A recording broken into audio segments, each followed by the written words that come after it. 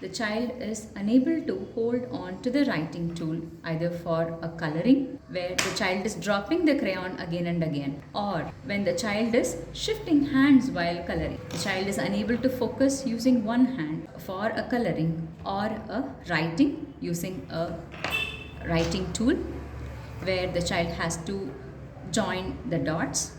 The child is unable to do it properly.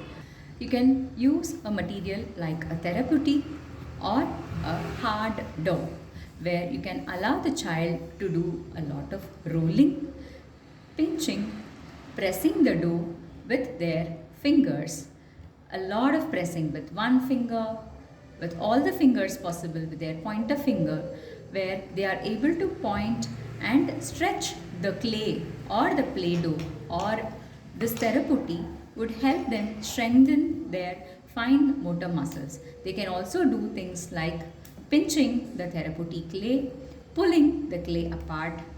All these are activities which strengthen their fine motor muscles. Breakfreesolutions, brought to you by Project Discovery, supported by Enable India and Google.